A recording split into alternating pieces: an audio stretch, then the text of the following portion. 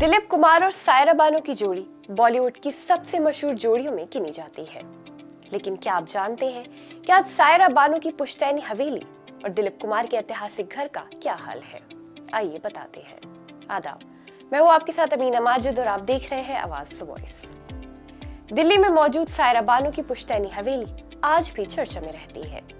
यह हवेली उनकी मां और मशहूर एक्ट्रेस नसीम बानो के नाम से जुड़ी हुई है। इस संपत्ति को लेकर कई सालों से कानूनी विवाद चल रहा है, जिसकी वजह से यह हवेली लगातार सुर्खियों में बनी हुई है।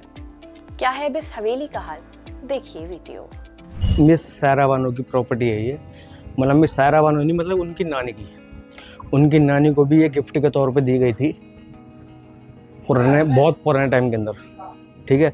फिर उनकी माँ के पास ये प्रॉपर्टी पहुंची।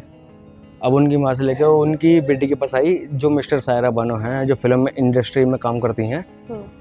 अब क्या कहते हैं, जब उन पे इतना कुछ है तो उनको इस प्रॉपर्टी का ज़्यादा कोई बिहाफ मोटिव नहीं करता, उन्होंने अवॉइड कर दिया इसको। लेकिन यह है जो उनकी है, लेकिन फिर भी क्या कहते हैं, जो यहाँ के जो कुछ लोग हैं ना, जो जिनको अपना कलीग मानते हैं, वो उनके बिहाफ पे वो केस लड़ रहे हैं। अब बात करते हैं दिलीप कुमार की मुंबई वाले ऐतिहासिक बंगले की। बैंड्रा वेस्ट में पाली हिल स्थित उनका मशहूर बंगला नंबर 34B कभी हिंदी सिनेमा के सबसे मशहूर घरों में गिना जाता था। लेकिन अब इस बंगले की जगह एक बेहद आलीशान रिहायशी प्रोजेक्ट द लेजेंड बाय अशर बनाया गया है। अशर ग्रुप के साथ मिलकर बनाए गए इस प्रोजेक्ट में लग्जरी 4 और 5 BHK अपार्टमेंट बनाए गए हैं। और सबसे खास बात यह है कि यहाँ करीब 2000 स्क्वायर फीट का एक म्यूजियम भी है, जो पूरी तरह दिलीप कुमार की यादों और उनके फिल्मी सफर को समर्पित है। दिलीप कुमार का पाली हिल वाला बंगला, जिसे 2023 में एक लग्जरी हाउसिंग प्रोजेक्ट के लिए तोड़ा जाना था, अब उसमें बड़ा निवेश हुआ है। ये अपार्टमेंट 9वीं, 10वीं और 11वीं मंजिल पर फैला है और इसका एरिया 9527 स्क्वायर फीट है।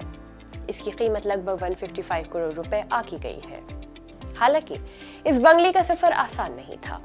कुछ साल पहले इस संपत्ति को लेकर कानूनी विवाद भी हुआ था और दस्तावेजों में कथित हेराफेरी का आरोप लगे थे।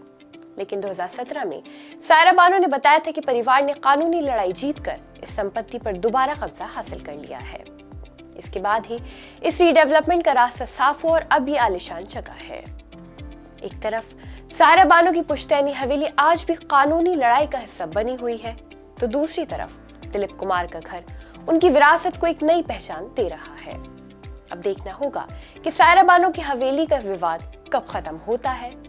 ऐसी दिलचस्प और अनसुनी कहानियों के लिए देखते रहिए आवाज वॉइस।